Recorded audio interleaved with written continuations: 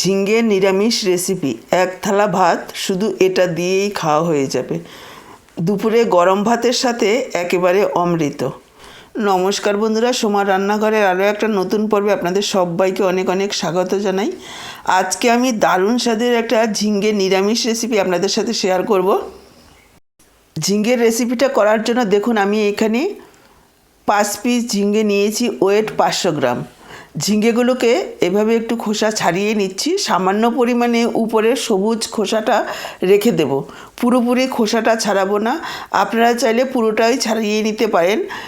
এভাবে একটু করে খোসা রেখে দিলে ঝিঙেটা একেবারে রান্নার পর চুপসে যাবে না। আর ঝিঙের উপরে এইভাবে একটু করে খোসা রেখে দিলে রান্নার পর ঝিঙেগুলো খেতেও ভীষণ ভালো লাগবে। এই রান্নাটা করা একেবারে সহজ আর খেতে দারুণ টেস্টি হয়। দেখুন, সবগুলো ঝিঙেকেই উপরের খোসাটা ছাড়িয়ে নিয়েছি। এবার দুদিকটা কেটে গোটা ঝিঙেগুলোকে একটু ধুয়ে নেব, কেননা কাটার পর ঝিঙেগুলোকে আর ধোবো না। তাহলে কাটার পর যদি ঝিঙেগুলো ধোয়া হয় তাহলে রান্নার সময় অনেকটাই জল বেরিয়ে যাবে। দেখুন, সবগুলো ঝিঙেই আমি ভালোভাবে ধুয়ে নিয়ে এসেছি। যেহেতু অনেকটাই সবুজ অংশ লেগে থাকে, এইভাবে খোসা ছাড়ানোর পর একটু ধুয়ে নিতে হবে। এবার ঝিঙের যে সরু দিকটা রয়েছে সেইগুলো এইভাবে গোল গোল করে কেটে নেব, আর মোটা দিকটা দুফালি করে এইভাবে একটু টুকরো করে কেটে নিচ্ছি। খুব বেশি ছোট করে কাটা যাবে না, তাহলে ঝিঙেগুলো একেবারে গলে যাবে। দর্শক বন্ধুরা, আজকের পুরো ভিডিওটা দেখুন, আশা করছি আপনাদের ভীষণই ভালো লাগবে। ভালো লাগলে অবশ্যই একটা লাইক করে শেয়ার করে দেবেন। আমার থেকে এইরকমই নতুন রেসিপির আপডেট পাওয়ার জন্য চ্যানেলটাকে সাবস্ক্রাইব করে সাথেই থাকবেন।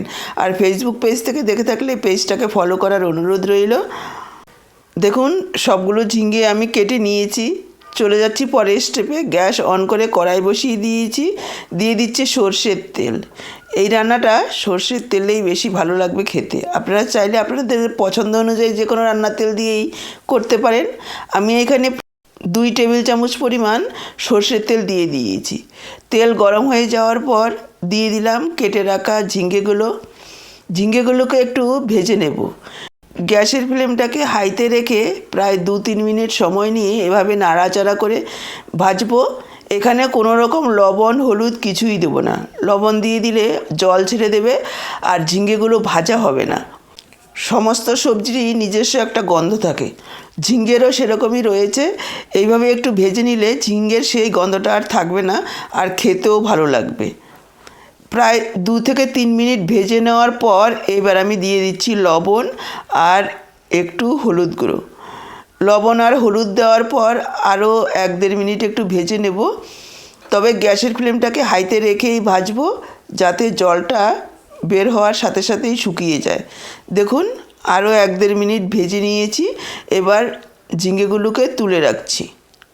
ঝিঙেগুলোকে তুলে নিয়ে আরও 2 টেবিল চামচ পরিমাণ তেল দিয়ে দিলাম। তেল গরম হয়ে যাওয়ার পর ফোড়নে দিয়ে দিলাম একটা শুকনো লঙ্কা আর 1/2 চা চামচ গোটা জিরে।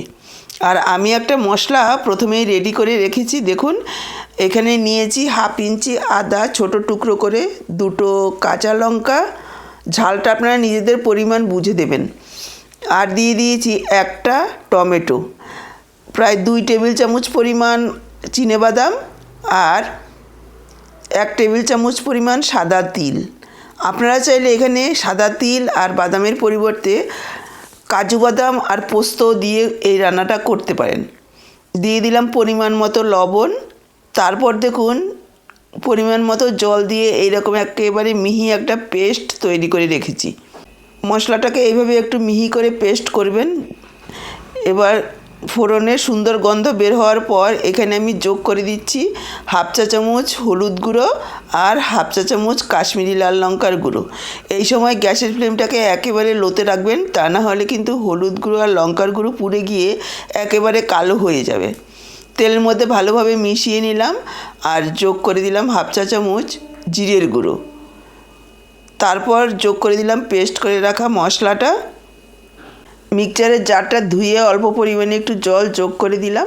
এবার পুরো মশলাটাকে প্রায় 2-3 মিনিট সময় নিয়ে কষিয়ে নেব, যাতে করে মশলার কাঁচা গন্ধ একেবারেই না থাকে। এখানে খুব ভালোভাবে মশলাটাকে কষিয়ে নিতে হবে, গ্যাসের ফ্লেমটাকে মিডিয়ামে রেখে। নাড়াচাড়া করে নিয়ে একটু ঢাকা দিয়ে দিচ্ছি। ঢাকা দিয়ে কষাবো, তাহলে অল্প সময়ে খুব ভালোভাবে কষানো হবে। দেখুন, ঢাকা দিয়ে প্রায় 2-3 মিনিট মশলাটাকে কষিয়ে নিয়েছি।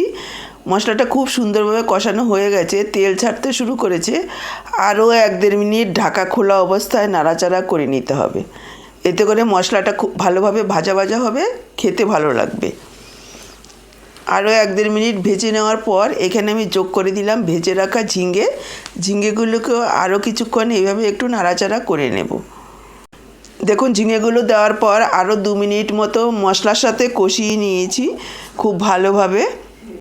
এবার আমি যোগ করে দিচ্ছি জলের পরিমাণটা এমনভাবে দিতে হবে যাতে রান্নার পর একেবারে মাখো মাখো হয়, কেননা এটা কিন্তু পাতলা ঝোল হবে না, আবার একেবারে শুকনোও হবে না। ঝিঙেগুলো সেদ্ধ হয় যাতে খুব ভালোভাবে, আর তারপর মাখো মাখো হয়। আর যেহেতু বাদাম দেওয়া রয়েছে, ঝোলটা বেশ ঘনই হবে। দিয়ে দিলাম 1/2 চা চামচ চিনি। মিষ্টি একটু দিতে হবে, তাহলে খেতে ভালো লাগবে। যেহেতু সম্পূর্ণ নিরামিষ, আরও একবার মিশিয়ে নেব আর ঢাকা দিয়ে প্রায় 4-5 মিনিট রান্না করে নেব। লবণটা আমি আর দিচ্ছি না, যেহেতু ঝিঙে ভাজার সময় দিয়েছি, আবার মশলার সাথেও দিয়েছি, পরে দেখে দিতে হবে। দেখুন, ঢাকা দিয়ে প্রায় 3-4 মিনিট রান্না করে নিয়েছি। ঝিঙেগুলো খুব ভালোভাবে সেদ্ধ হয়ে গেছে। এবার আমি যোগ করে দিলাম একটু কুচনো ধনেপাতা। লবণ মিষ্টিটা এই সময় একটু চেক করে নেবেন, যদি প্রয়োজন হয় দিয়ে দিতে হবে। ধনেপাতাটা দেওয়ার পর আরও একবার মিশিয়ে নেব। এখন যদিও একটু ঝোল ঝোল মনে হচ্ছে, ঠান্ডা হওয়ার সাথে সাথে কিন্তু আরও অনেকটা শুকনো হয়ে যাবে, যেহেতু বাদাম তিল দেওয়া রয়েছে। এবার আমি গ্যাসটাকে অফ করে দেব আর ঢেকে রেখে দেব 5 মিনিট, যাতে করে ধনেপাতার গন্ধটা খুব ভালোভাবে মিশে গিয়ে সব কিছু খুব সুন্দরভাবে সেট হয়ে যায়। দেখুন, 5 মিনিট ঢেকে রাখার পর ঢাকাটা খুলেছি। দেখেই বুঝতে পারছেন কতটা লোভনীয় হয়েছে দেখতে, খেতেও অসম্ভব সুন্দর হয়। ঝিঙের অনেক রকম রেসিপি খেয়েছেন, এভাবে একবার বাদাম আর তিল দিয়ে রান্না করে খেয়ে দেখুন। আশা করি একবার যদি এইভাবে খান, বারবার এভাবেই বানাবেন। আশা করছি এই রেসিপিটি আপনাদের ভীষণ ভালো লেগেছে। রেসিপিটি যদি ভালো লাগে, ঝিঙের এই রেসিপিটি যদি ভালো লেগে থাকে, চ্যানেলটিকে সাবস্ক্রাইব করতে ভুলবেন না। আর আরও রেসিপি পাওয়ার জন্য আমাদের সাথে থাকুন। অসংখ্য ধন্যবাদ।